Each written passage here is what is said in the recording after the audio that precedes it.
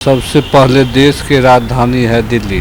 दिल्ली में प्रधानमंत्री बैठते हैं, गृह मंत्री बैठते हैं और वहाँ से कहीं ज़्यादा कहीं अपराध नहीं हो रहा है। रही बिहार में अपराध की ग्राफ, पहले तो दिल्ली को पहले वो सुधार लेना जहाँ पर वो बैठते हैं। नीतीश कुमार पहले जब विपक्षी एकता का कार्यक्रम स्टार्ट किए, देश के सभी राज्य के मुख्यमंत्री, सभी पार्टी के प्रधान पहुंचने लगे, तो वही बीजेपी के लोग कहते थे इससे लगता है इससे डर गई थी भाजपा और डरी हुई है। नमस्कार, मेरा नाम सदन जी और आप देख रहे हैं एक न्यूज़ 24। हमारे साथ बातचीत करने के लिए बिहार सरकार के मंत्री रत्नेश सदा हैं। आपका बहुत बहुत स्वागत है एक न्यूज़ 24 पर। आपको भी ढेर सारी बधाई। बोलिए। जब से बिहार में आरजेडी और जदयू का सरकार बना है, तब से भाजपा ये बार बार आरोप लगाती है कि बिहार में अपराध का ग्राफ बढ़ गया है। इसके बारे में क्या कहेंगे? सबसे पहले देश की राजधानी है दिल्ली। दिल्ली में प्रधानमंत्री बैठते हैं, गृह मंत्री बैठते हैं और वहाँ से कहीं ज़्यादा कहीं अपराध नहीं हो रहा है। रही बिहार में अपराध की ग्राफ, पहले तो दिल्ली को पहले वो सुधार लेना जहाँ पर वो बैठते हैं, जहाँ पर वो बैठते हैं प्रधानमंत्री, गृह मंत्री, वहाँ का अपराध का ग्राफ संभाल लेना, तब दूसरे को अथी उंगली बतावे। कल नए संसद भवन का उद्घाटन हुआ, सारे सांसद नए संसद भवन पहुँचे। उसमें एक ऐतिहासिक कदम भाजपा की तरफ से बताया गया कि महिला बिल आरक्षण लाया गया। अगर ये बिल लागू होता है तो बिहार का क्या स्वरूप बदलेगा, इसके बारे में बताइए। संसद भवन मात्र अभी तक उसकी उपलब्धि है देश में। एक संसद भवन, जिस संसद भवन पर में SC/ST के समुदाय के राष्ट्रपति बनाए थे द्रौपदी मुर्मू को, उसको साइड किया गया है। जब उसको साइड कर दिया तब साधु संत और वेद पाठ के माध्यम से उसको उद्घाटन किया। तो उसका उपलब्धि अभी तक आज़ादी के लड़ाई में न उसका उपलब्धि था, न कोई ऐसी भारत के विकास में कोई सी उपलब्धि है। मात्र उसको उपलब्धि है जात पात करने की, नाम बदलने की, काम बदलने की। समझ गए? तो संसद की उपलब्धि मात्र है उनको, जो नया संसद भवन बनाया, इसका एक यही ठो उपलब्धि है। और इसमें भी इसका उपलब्धि क्या रहेगा? देश की जनता की पैसा है।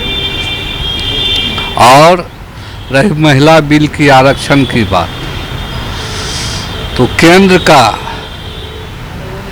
जो नीति है 9 साल के बाद आया है महिला बिल आरक्षण, और हमारे माननीय मुख्यमंत्री नीतीश कुमार ने 2006 में ही पंचायती राज व्यवस्था में आरक्षण दिया, नगर निगम में आरक्षण दिया, नौकरी में आरक्षण दिया, सब मिलाकर 50% आरक्षण देने का काम किया। तो हमसे सीख लिया है, हमारे नीतीश कुमार से सीख लिया है।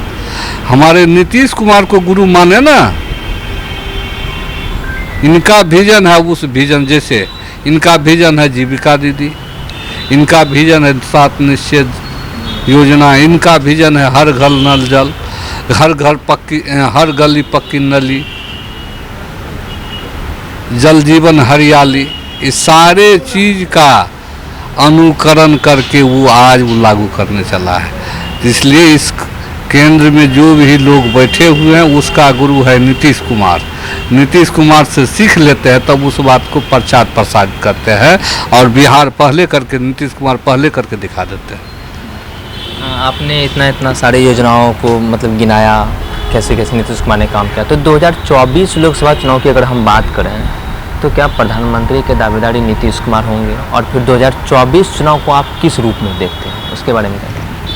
नीतीश कुमार पहले जब विपक्षी एकता का कार्यक्रम स्टार्ट किए, संपर्क साधना शुरू किए, 23 जून को जब पूरे देश के सभी राज्य के मुख्यमंत्री, सभी पार्टी के प्रधान पहुंचने लगे, तो वही बीजेपी के लोग कहते थे कि बिहार में आया है लिट्टी चोखा खाने के लिए, नहीं कह रहा था। और फिर जब हम लोग का फिर पुनः बैठक हुआ बेंगलोर में, तभी अनान फनान में जो दल को इस देश में कोई वैल्यू नहीं है, जो दल को पूछने वाली जनता ने नकार दिया, उस दल के साथ 38 दल के साथ बैठक किया। इससे लगता है इससे डर गई थी भाजपा और डरी हुई है। इसका काम है बीजेपी, मतलब बी माने भ्रम, जो माने जनता, पी माने पार्टी। जनता के बीच भ्रम फैलाने वाले पार्टी है। उसके जो भी लोग हैं जनता के बीच भ्रम फैला करके राजगद्दी लेना चाहता है। ये जनता समझ चुकी है। अगर वह महिला के लिए सच्चे हितैषी रहते, SC/ST का हितैषी रहता, तो द्रौपदी मुर्मू को संसद भवन को उद्घाटन करने देता। मणिपुर में SC/ST के माँ बहनों के साथ रेप हत्या लंगे दौड़ाया जाता है। ये महिला विरोधी लोग हैं। ये जनता के डर से ये महिला बिल लागू किया है। तो क्या समझा जाए 2024 लोकसभा चुनाव? जो 2024 के लोकसभा में खत्म है जी, कहीं कुछ नहीं मिलेगा इसको। आप सुन रहे थे बिहार सरकार के मंत्री रत्नेश सदा को।